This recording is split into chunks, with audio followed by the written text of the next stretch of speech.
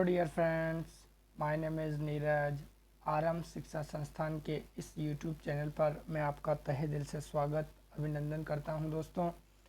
दोस्तों ये वीडियो कक्षा 10वीं के लिए है और कक्षा 10वीं की जो विज्ञान की बुक है उस विज्ञान की बुक में अपन पहला चैप्टर स्टार्ट करने वाले हैं, जिसका नाम है रासायनिक अभिक्रिया और समीकरण। ठीक है, तो पहले अपन चैप्टर डाल देते हैं। चैप्टर नंबर 1 है दोस्तों, ये क्या है? Chapter number 1।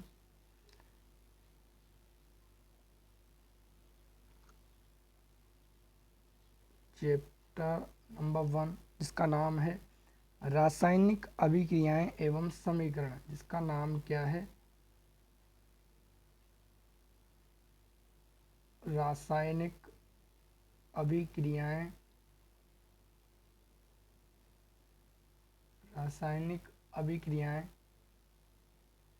एवं समीकरण।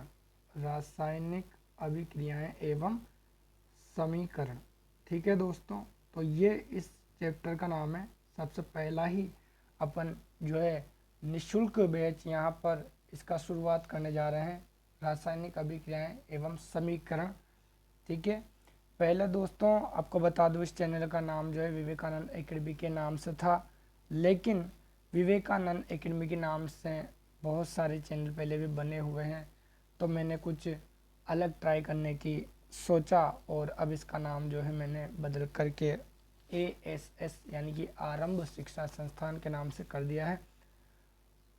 और दोस्तों ये चैनल लॉकडाउन में बनाया था मैंने, लेकिन उस समय मेरे पेपर आ गए, सेकंड ग्रेड का और थर्ड ग्रेड का रीट का एग्ज़ाम बीच में फंस गया था, तो मैंने इस चैनल पे इतना ध्यान नहीं दिया। अपने भैया सबको नौकरी का वो रहता है चस्का, तो उसके लिए मैं प्रिपरेशन करने लग गया था। अब चूँकि मेरा एग्ज़ाम जो है वो हो चुके हैं और अभी मेरे को केवल रिजल्ट का इंतज़ार है, तो मैं फिर से वापस से अपने इस यूट्यूब चैनल के ऊपर ध्यान देना चाहता हूँ। तो आप सभी से निवेदन रहेगा कि आप सभी सब्सक्राइब करें, और जिस भी बंदे को इस वीडियो की ज़रूरत हो दोस्तों, यहाँ पर जो आपको मिलेगा ना, वो जैसा आप कोचिंग में पढ़ते हो ना, कोचिंग के कोई अगर आपका दोस्त जाता है ना, तो उससे मिला करके देख लेना, उससे एक्स्ट्रा ही मिलेगा, बल्कि उससे कम आपको बिल्कुल नहीं मिलेगा। ठीक है, तो जिस भाई को भी इसकी ज़रूरत हो वहाँ तक ये वीडियो ज़रूर पहुँचाए, क्योंकि हो सकता है अगर किसी काम की नहीं हो ना, तो जो कोई 10वीं में पढ़ता है या जो पढ़ता है ना, उसके तो ज़रूर काम आ जाएगी दोस्तों ये। ठीक है, कहीं ना कहीं किसी भी हर एग्ज़ाम में आजकल दोस्तों इससे संबंधित जो है सवाल पूछे जाते हैं, रासायनिक अभिक्रिया और समीकरण से। ठीक है, तो आइए अपन इसकी शुरुआत कर देते हैं, रासायनिक अभिक्रिया और रासायनिक समीकरण की। ठीक है, तो रासायनिक अभिक्रिया और रासायनिक समीकरण की अपन शुरुआत कर देते हैं। तो सबसे पहली बात तो यही आ जाती है कि रासायनिक अभिक्रिया कहते किसे हैं। सबसे पहली बात यही आ जाती है कि रासायनिक अभिक्रिया क्या होती है। रासायनिक अभिक्रिया कहते किसको हैं? ये क्या होती है सर? रासायनिक अभिक्रिया क्या होती है? तो देखिए यहाँ पर हमारे पास में अगर अपन इसके भाग करें ना, तो इसके 2 भाग हो जाते हैं। कैसे? रासायनिक का मतलब यानी कि ये तो हो गया रसायन, इंग्लिश में इसको बोलते हैं केमिकल। क्या बोलते हैं? केमिकल। और अभिक्रिया का मतलब हो गया कोई ना कोई प्रोसेस या कोई अभिक्रिया या कोई क्रिया। ठीक है, वो अभिक्रिया। और रसायन जो होते हैं ना, रसायन वो किसी न किसी पदार्थ से मिलकर के बनते हैं। किससे मिलते हैं दोस्तों? मतलब किससे बनते हैं? पदार्थों से मिलकर के बनते हैं। ठीक है, यानी कि 2 या 2 से अधिक पदार्थ जब आपस में कोई क्रिया कर लेते हैं, तो इसी को अपन क्या बोलते हैं? रासायनिक अभिक्रिया। बशर्ते यहाँ पर दोस्तों होता क्या है कि जब भी रासायनिक अभिक्रिया होती है ना, तो क्या होता है दोस्तों कि ये जो पदार्थ है हमारा, ये जो पदार्थ होता है इसके रासायनिक गुणधर्म, कौन से गुणधर्म, रासायनिक गुणधर्म, एक तो रासायनिक गुणधर्म और इसका जो रासायनिक संगठन है, सॉरी इसको रा मान लेना भैया, रासायनिक,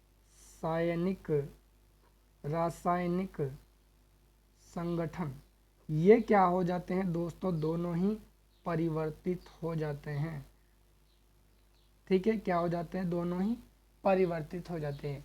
यानी कि अब हम रासायनिक अभिक्रिया की परिभाषा क्या दे सकते हैं कि ऐसी अभिक्रिया या ऐसे प्रक्रम, ऐसे प्रोसेस जिसमें पदार्थ का या किसी भी पदार्थ के रासायनिक गुणधर्म और उसका रासायनिक संगठन क्या हो जाते हैं दोस्तों, परिवर्तित हो जाते हैं, उसे ही अपन क्या बोलते हैं दोस्तों, रासायनिक अभिक्रिया कहते हैं। क्या कहते हैं दोस्तों, रासायनिक अभिक्रिया कहते हैं। इसके पहले अब ये गुणधर्मों में परिवर्तन कैसे आता है सर, ये परिवर्तन कहाँ से हुआ, तो आपने दोस्तों भौतिक और रासायनिक परिवर्तन, ये जो पदार्थ होते हैं ना, ये पदार्थ, इन पदार्थों में आपने दो प्रकार के परिवर्तन कक्षा 7 या 8 में, 7 में दिया होगा शायद, 7वीं में दिया हुआ है कि पदार्थों के भौतिक और रासायनिक परिवर्तन के बारे में आपने पढ़ा होगा। यानी कि एक तो पदार्थ का परिवर्तन होता है दोस्तों, कौन सा, भौतिक परिवर्तन, कौन सा परिवर्तन होता है, भौतिक परिवर्तन, कौन सा परिवर्तन होता है साथियों, भौतिक परिवर्तन। और नंबर 2 पर हमारे पास में कौन सा परिवर्तन आ जाता है, रासायनिक परिवर्तन, रासायनिक परिवर्तन। ठीक है, रासायनिक परिवर्तन और भौतिक परिवर्तन। देखिए दोस्तों, होता क्या है कि जब भी भौतिक परिवर्तन जब होता है ना, भौतिक परिवर्तन जब होता है तो वो क्या होता है दोस्तों, भौतिक परिवर्तन जब भी होता है तो इसको अपन वापस से परिवर्तित कर सकते हैं। मतलब ये हमें दिखाई दे सकता है, आंखों से हम इसको देख सकते हैं भौतिक परिवर्तन को। इसका मतलब ये है कि यहाँ पर केवल और केवल क्या होता है, पदार्थ की जो अवस्था होती है, अवस्था में यहाँ पर परिवर्तन आ जाता है।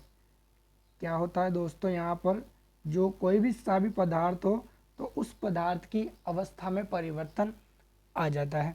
ठीक है, क्या होता है दोस्तों, किसी भी पदार्थ की अवस्था में परिवर्तन आ जाता है। और ये जो परिवर्तन होते हैं ना दोस्तों, ये कैसे होते हैं, अस्थाई होते हैं, अस्थाई, यानी कि ये परमानेंट परिवर्तन नहीं होते, ये क्या होते हैं, इम्परमानेंट होते हैं, टेम्परेरी होते हैं। इनको वापस से आप किसी दूसरे पदार्थ में बदल सकते हो। जैसे इसका सबसे बेस्ट एग्जाम्पल है दोस्तों हमारे पास में ये बर्फ, क्या है, बर्फ। अब इस बर्फ को आप जब थोड़ा सा क्या करोगे, गर्म करोगे ना, तो ये किस में बदल जाएगी, पानी में।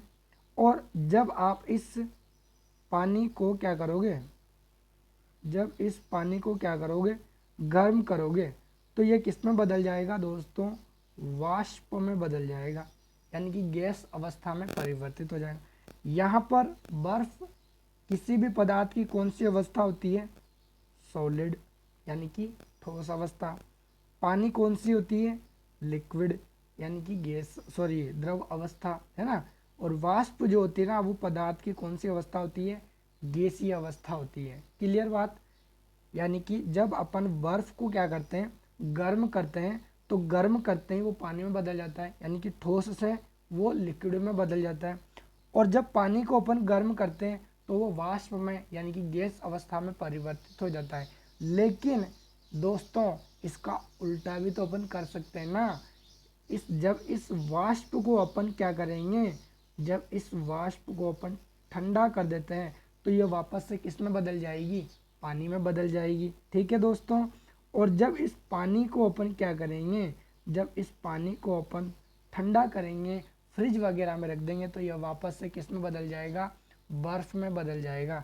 यानी कि ऐसे परिवर्तन क्या होते हैं दोस्तों, अस्थायी होते हैं। यानी कि बर्फ जो है, अगर बर्फ बर्फ ही थोड़ी बना रहा, बर्फ पानी भी तो बदल गया, और बर्फ इसमें भी बदल गया, वाष्प में भी बदल गया, है ना।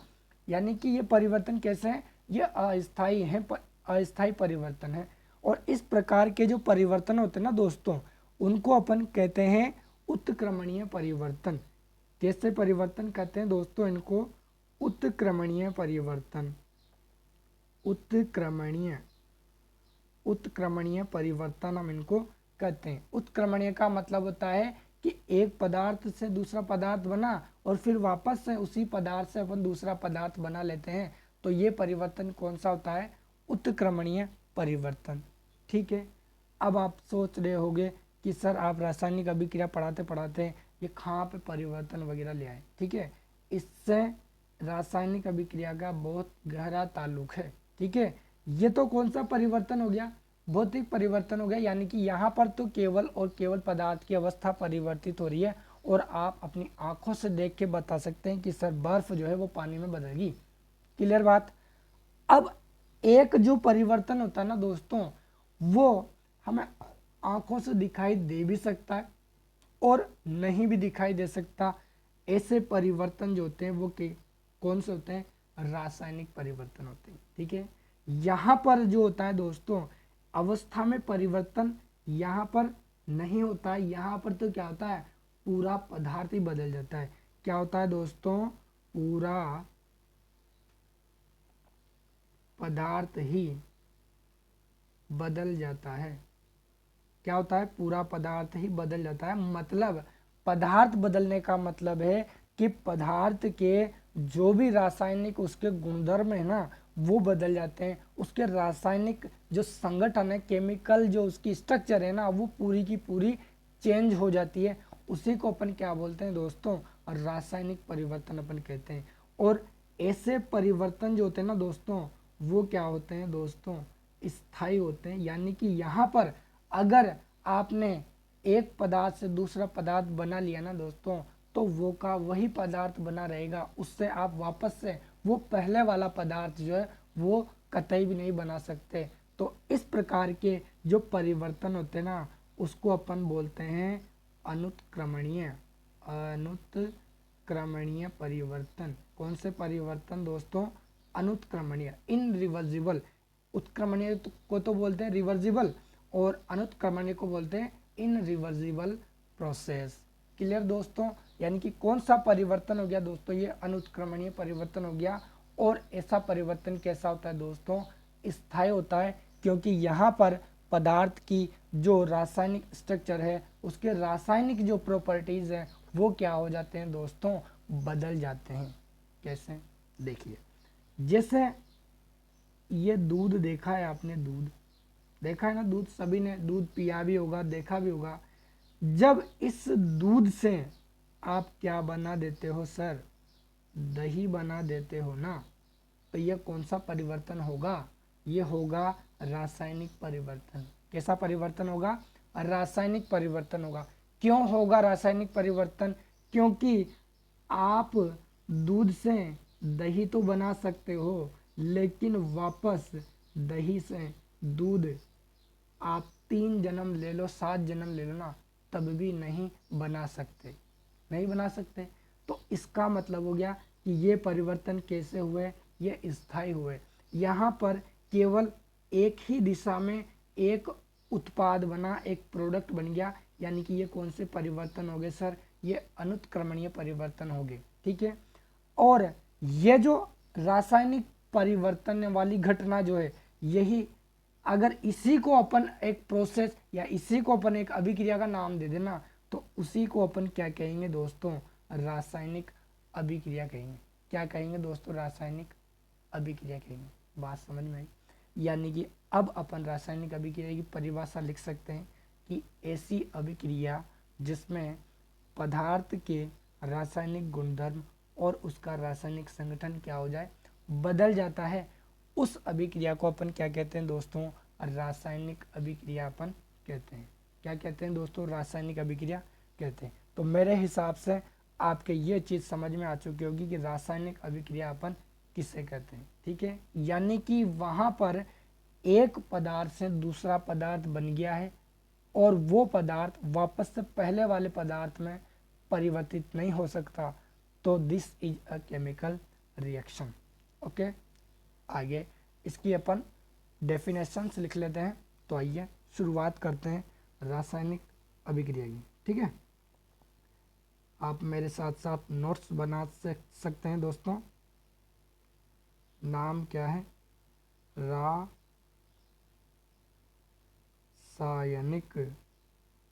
रासायनिक अभिक्रिया। अब कहते किसको है रासायनिक अभिक्रिया, उसके बारे में अपन लिख रहे हैं ना। रासायनिक अभिक्रिया कहते हैं, परिभाषा तो आपको वैसे ही ध्यान भी होगी, सॉरी आपको दिख नहीं रहा होगा, इधर सरका लेते हैं थोड़ा सा इसको। ठीक है, दिख नहीं रहा होगा इसलिए किसका लिया मैंने। तो क्या लिखेंगे अपन? ऐसे प्रक्रम, प्रक्रम को इंग्लिश में बोलते हैं प्रोसेस। ऐसे प्रोसेस या ऐसे प्रक्रम या ऐसी अभिक्रिया, आप अभिक्रिया भी लिख सकते हो, जिनमें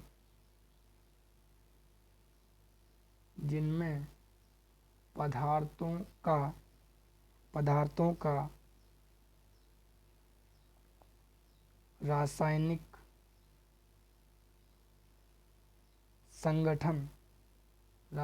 संगठन तथा रासायनिक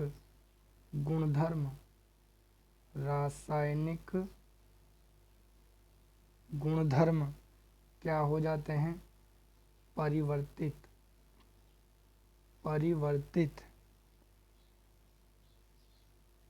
हो जाते हैं। उन्हें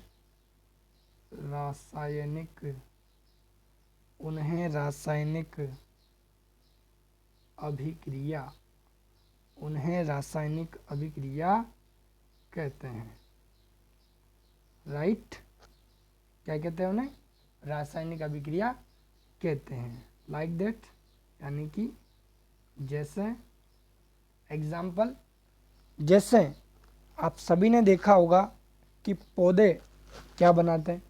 अपना भोजन स्वयं बनाते हैं, इसलिए अपन उनको क्या कहते हैं? शाकाहारी। ठीक है, तो नंबर 1 एग्जाम्पल पेपर क्या लिखेंगे? पौधों द्वारा भोजन बनाना। क्या लिखेंगे अपन? पौधों द्वारा भोजन बनाना। क्लियर? क्या लिखेंगे? पौधों के द्वारा भोजन बनाना। ठीक है, पौधों द्वारा भोजन बनाना। अब पौधे द्वारा भोजन बनाने का मतलब है पौधे अपना भोजन कैसे बनाएंगे? आपने पढ़ा होगा कि पौधे अपना भोजन जो है वो किस क्रिया के द्वारा बनाते हैं, उसको अपन बोलते हैं प्रकाश संश्लेषण।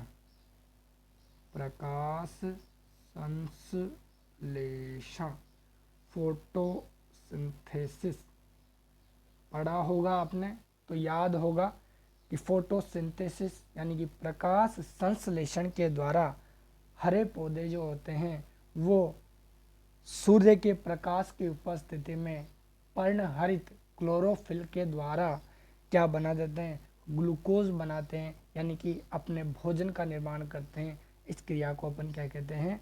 प्रकाश संश्लेषण। तो ये भी तो एक प्रकार की रासायनिक अभिक्रिया ही है। कैसे है सर, बताओ तो सही, हमें पता ही नहीं है प्रकाश संश्लेषण क्या होता है, हम तो जानते ही नहीं। तो देखिए, प्रकाश संश्लेषण किसे कहते हैं? प्रकाश संश्लेषण में क्या होता है दोस्तों? पौधे जो होते हैं ना, हरे पौधों में हरा रंग जो होता है ना, वो होता है क्लोरोफिल के कारण। किसके कारण होता है? क्लोरोफिल, या जिसको अपन हिंदी में बोलते हैं पर्णहरित। ठीक है, इसी के कारण पौधों का रंग क्या होता है? हरा होता है। अब इस पर्णहरित और सूर्य के प्रकाश की उपस्थिति में हरे पौधे क्या करते हैं? कार्बन डाइऑक्साइड और जल को लेकर के क्या बना देते हैं? ग्लूकोज बनाते हैं। ठीक है, क्या बनाते हैं, ग्लूकोज बनाते हैं। इसी क्रिया को अपन क्या कहते हैं दोस्तों, प्रकाश संश्लेषण कहते हैं। क्या कहते हैं दोस्तों, प्रकाश संश्लेषण इसको अपन कहते हैं। जैसे ये देखिए आप, इसकी अब मैं अभिक्रिया यहाँ पर लिख रहा हूँ,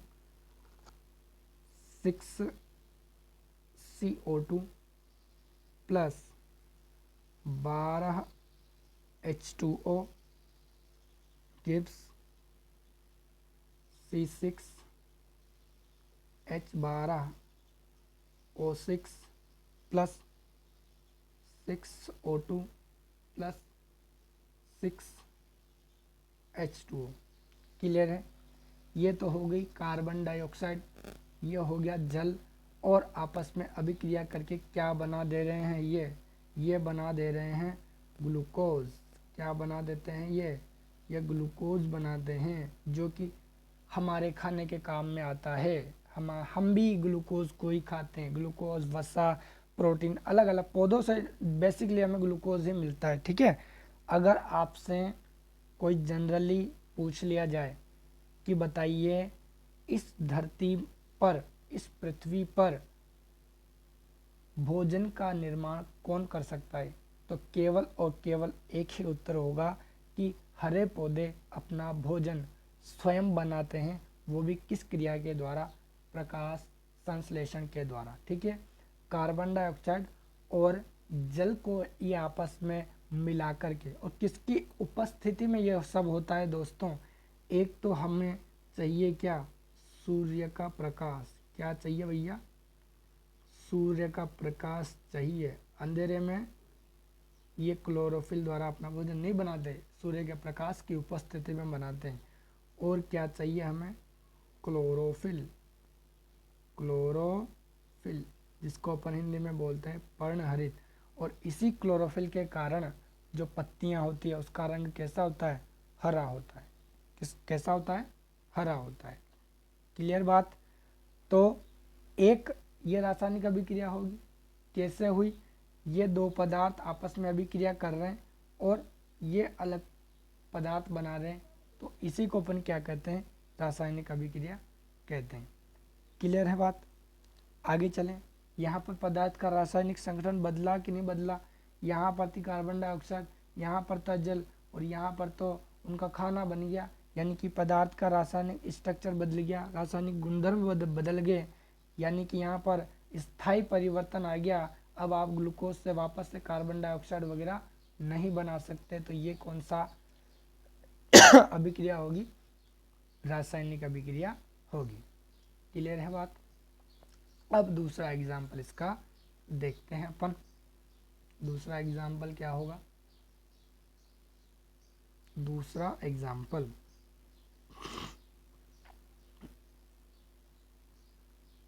दूसरा हमारे पास में एग्जाम्पल क्या होगा, हमारे शरीर में भोजन का पाचन। हमारे शरीर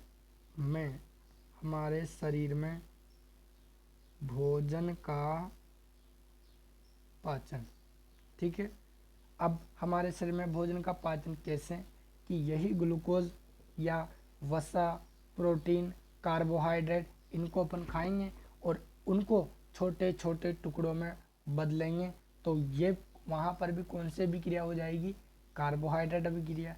क्योंकि आप जानते हो कि जब भी अपन ये एक रोटी खाते हैं, ठीक है, रोटी खाते हैं ना, तो वो पूरी की पूरी रोटी अपने काम में नहीं आती है, बल्कि उसमें जो भी केमिकल होते हैं ना, जो रासायनिक पदार्थ होते हैं, वो हमारे शरीर में काम आते हैं। मान लीजिए ये रोटी है, अब रोटी में क्या होता है दोस्तों, कार्बोहाइड्रेट। ठीक है, क्या होता है दोस्तों, कार्बोहाइड्रेट होता है। क्या होता है, कार्बोहाइड्रेट होता है। अब पूरी रोटी में अपन ने खाया, तो पूरी रोटी में थोड़ा सा ग्राम में कार्बोहाइड्रेट होता है भाई, अपन को तो ग्राम में ज़रूरत पड़ती है, तो ग्राम में कार्बोहाइड्रेट हुआ, तो वो ग्राम में कार्बोहाइड्रेट जो है हमारे शरीर में ब्लड के द्वारा मिल जाता है। और बाकी ये जो कचरा होता है उसको आप सवेरे सवेरे जाके निकाल के आ ही जाते हो। ठीक है। तो ये कौन सी अभिक्रिया होगी, रासायनिक अभिक्रिया होगी। ठीक है। यानी कि हमारे शरीर में भोजन का जो पाचन होगा वो भी कौन सी अभिक्रिया होगी, रासायनिक अभिक्रिया होगी। अगला एग्जाम्पल अपन देखते हैं। अगला एग्जाम्पल क्या होगा, अगला एग्जाम्पल हमारे पास में हो जाएगा 3 नंबर में, कि आपने देखा होगा कि जब अपन एक सेब होता है ना, सेब, ये मान लीजिए यहाँ पर ये क्या है, सेब है। जब इस सेब को यहाँ से आप कट करोगे तो थोड़ी देर के बाद में वो सेब कैसा हो जाएगा दोस्तों, भूरा भूरा हो जाएगा। वो क्यों भूरा भूरा हो गया, क्योंकि इस सेब में पाया जाता है आयरन। आयरन का मतलब लोहा, Fe, फेरस, 3 नाम है, आयरन, लोहा, फेरस। एक ही बंदे को कहते हैं, मतलब इसी को आयरन, इसी को लोहा, इसी को फेरस कहते हैं। क्लियर है बात। अब ये वायु और थोड़ा सा नमी की उपस्थिति में मिलकर के क्या बना देता है, Fe2O3, यानी कि लोहे का ऑक्साइड बना देता है, आयरन ऑक्साइड बना देता है। इसके कारण से ये जो है भूरा रंग हो जाता है इसका, और वो जो सेब है ना, वो जो सफ़ेद है उसका कौन सा कलर हो जाता है, भूरा कलर हो जाता है। यानी कि यहाँ पर भी क्या हो गया, उस पदार्थ का जो यहाँ पर था उसका रासायनिक संगठन परिवर्तित हो गया। अब आप इसको वापस से इसमें नहीं बदल सकते, ठीक है। तो ये भी कौन सा परिवर्तन हो गया हमारे पास में, रासायनिक परिवर्तन या रासायनिक अभिक्रिया का उदाहरण हो गया। कटे सेब का भूरा हो जाना, जैसे कटे सेब का भूरा हो जाना, कटे सेब का भूरा हो जाना। आगे लोहे की वस्तुओं पर जंग लगना, जैसे कि लोहे की वस्तुओं पर जंग लगना, लोहे की वस्तुओं पर जंग लगना। यह भी किसका उदाहरण है, यह भी केमिकल रिएक्शन का ही उदाहरण है, क्योंकि जो चीज़ इस सेब के साथ में होती ना वही चीज़ भाई सेब में भी तो लोहा ही है ना यार, तो लोहे पर जंग लगना एक तरीके से है, वो सेब है उस पर जंग लगना, तो वही बात है। सेब पर जंग का मतलब सेब का भूरा हो जाना, और लोहे पर जंग का मतलब लोहे का जो है उस पर वो भूरे रंग की परत चढ़ जाती है ना, उसी को अपन क्या बोलते हैं, लोहे पर जंग लग जाना। क्योंकि लोहा जो होता है ना वो वायु की उपस्थिति में ऑक्सीजन से क्रिया कर लेता है और क्या बना देता है, आयरन ऑक्साइड बना देता है, ठीक है। अब आगे चलते हैं। अच्छा, एक बहुत ही अच्छा उदाहरण जो है मैं आपके सामने बताना चाहता हूँ। जो हमारी लड़कियाँ होती हैं ना, लड़कियाँ, माताएं, बहनें, वो क्या लगाती है, मेहंदी लगाती है। क्या लगाती है, मेहंदी। मेहंदी का कलर कैसा होता है, हरा होता है। और इस मेहंदी में पाए जाते हैं क्या, इस मेहंदी में पाए जाते हैं रासायनिक पदार्थ पाए जाते हैं जिसका नाम है क्विनोन। इसके अलावा नेफ्थाक्विनोन, नेफ्थाक्विनोन, या मेरी राइटिंग थोड़ी ऐसी है, मैं बोल रहा हूँ उसको समझ लेना, ठीक है। क्विनोन, नेफ्थाक्विनोन। इसके अलावा एक पाया जाता है लासोन। क्या पाया जाता है, लासोन, ठीक है। तो ये केमिकल जो है इस मेहंदी में पाए जाते हैं, और जब ये मेहंदी किसके साथ में, वायु के संपर्क में आ जाती है, तो ये जो रासायनिक पदार्थ है ना ये क्या कर लेते हैं, रासायनिक अभिक्रिया कर लेते हैं। फलस्वरूप ये जो हरी मेहंदी है इसका रंग कैसा हो जाता है दोस्तों, लाल हो जाता है। यानी कि अपन एक उदाहरण इसका भी तो लिख सकते हैं, क्या लिख सकते हैं, एक उदाहरण अपन इसका भी लिख सकते हैं, और वो लिख सकते हैं कि हरी मेहंदी का रचने पर लाल होना। क्या लिख सकते हैं अपन, हरी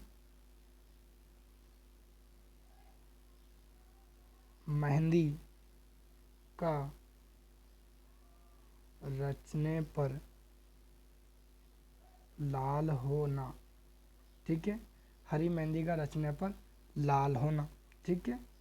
आदि बहुत सारे उदाहरण हैं, अपन को सारे थोड़ी लिखने हैं। केवल अपन को जानना था कि रासायनिक अभिक्रिया कैसे कहते हैं, तो अपन ने समझ लिया। ठीक है, अब देखिए रासायनिक अभिक्रिया में कोई ना कोई पदार्थ होता होगा ना भैया, वो अभिक्रिया करता है और एक नया पदार्थ बना देता है।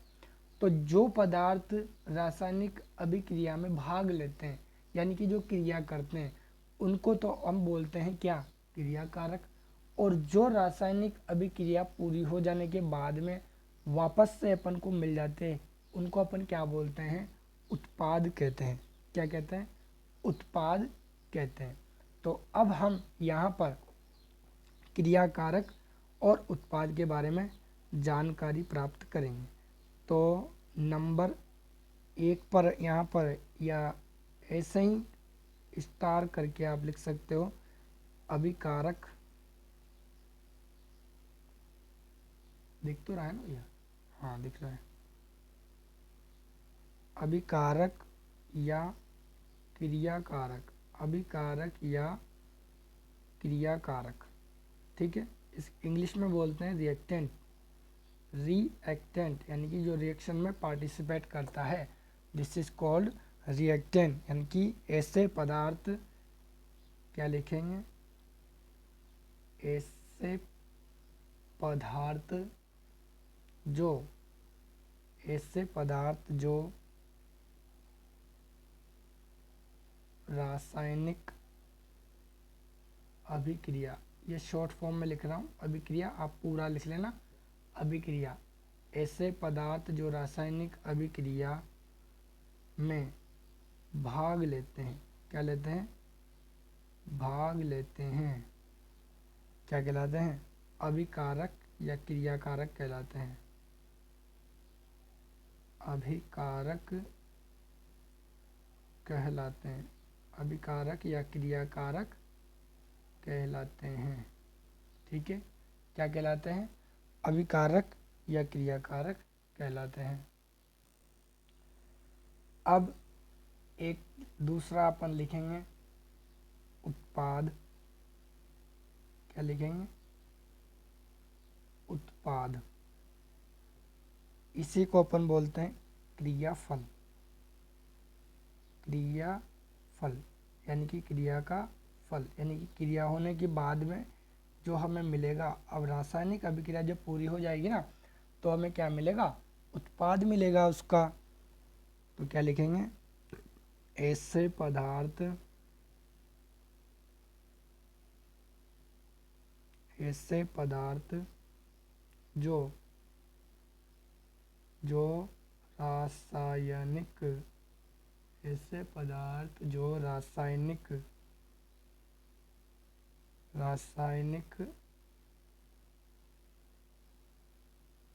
अभिक्रिया, ठीक है, रासायनिक अभिक्रिया के पूर्ण हो जाने पर प्राप्त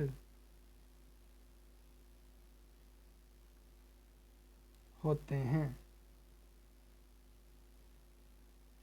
उत्पाद कहलाते हैं। क्या कहलाते हैं, उत्पाद कहलाते हैं। जैसे एक ही एग्जाम्पल में अपन समझ लेंगे। जैसे आपने कोयला देखा होगा, कोयला, कोयला, जब आप कोयले को जलाते हो, किसकी उपस्थिति में, वायु की उपस्थिति में जब आप कोयले को जलाते हो, तो क्या होता है, क्या होता है, मिर्च लग जाती है, नहीं, क्या लग जाती है, सॉरी, क्या होता है, जब आप कोयले को वायु की उपस्थिति में आप जलाते हो ना, तो क्या बनती है, एक गैस बनती है। क्या बनती है, गैस बनती है। और वो भी कौन सी, कार्बन डाइऑक्साइड गैस। देखिए कोयले का प्रतीक होता है कार्बन, कोयले का प्रतीक क्या होता है, कार्बन, और वायु का प्रतीक क्या होता है, O2। तो C और O2 मिलकर क्या बना देंगे, CO2 गैस बना देंगे। यानी कि कार्बन डाइऑक्साइड गैस यहाँ से निकलेगी, रिमूव होगी। ये जो निशान रहता है ना ऊपर का, इसको बोलते हैं कि ये निकल गई, गैस निकल गई। नहीं, पीछे से नहीं दोस्तों, हंसी मजाक का टाइम नहीं है, पीछे से नहीं निकली। कहाँ से निकल गई, मतलब वातावरण में वो मिल गई, घुल मिल गई, उसको बोलते हैं अपन गैस का निकलना। क्लियर है। तो क्या हुआ यहाँ पर कि कोयले को जब अपन ने जलाया किसकी उपस्थिति में, वायु की उपस्थिति में, तो क्या बन गया, कार्बन डाइऑक्साइड गैस बन गई। CO2 का मतलब कार्बन डाइऑक्साइड। ठीक है, ये गैस यहाँ से निकल जाती है। अब क्या हुआ, कार्बन यानी कि कोयला और वायु, कार्बन और O2, ये दोनों आपस में क्या कर रहे हैं, अभिक्रिया कर रहे हैं, यानी कि अभिक्रिया में भाग ले रहे हैं। ठीक है, अभिक्रिया में क्या कर रहे हैं, ये पार्टिसिपेट कर रहे हैं। तो इसी को अपन क्या बोलते हैं, अभिकारक। क्या कहते हैं, अभिकारक। किसी भी अभिक्रिया में एक से ज़्यादा अभिकारक भी हो सकते हैं, एक भी हो सकता है, दो भी हो सकता है, तीन भी हो सकता है, चार भी हो सकता है। ठीक है, और उसी के अकॉर्डिंग जो हमें मिलेगा वो क्या मिलेगा, उत्पाद मिलेगा। क्या मिलेगा, उत्पाद। अब उत्पाद भी जरूरी नहीं है कि एक ही उत्पाद बने, एक से ज़्यादा उत्पाद भी बन सकते हैं। उसको अपन जो है, जब आप रासायनिक समीकरण लिखोगे ना वहाँ पर, तब बहुत ज़्यादा ये काम में आएगा कि यहाँ पर प्लस लगा देते हैं और इधर भी प्लस लगा देते हैं। कब, जब एक से ज़्यादा क्रियाकारक या उत्पाद बनते हैं ना, तब। तो उसको अपन अगली वीडियो में पढ़ेंगे। और हाँ, एक ये तो यहाँ तक तो समझ में आ गया दोस्तों कि क्रियाकारक और उत्पाद किसे कहते हैं। तो यहाँ तक का मेरे हिसाब से आपके कोई डाउट भी नहीं होगा और बहुत ही इजी वे में मैं समझा रहा हूँ। एक नोट डाल करके आप एक चीज़ लिखना, 10 रुपये का नोट लगा देना यहाँ पर। ठीक है, ये नोट है। क्या लिखेंगे कि रासायनिक अभिक्रिया, रासायनिक अभिक्रिया के दौरान, रासायनिक अभिक्रिया के दौरान, रासायनिक अभिक्रिया के दौरान पदार्थों में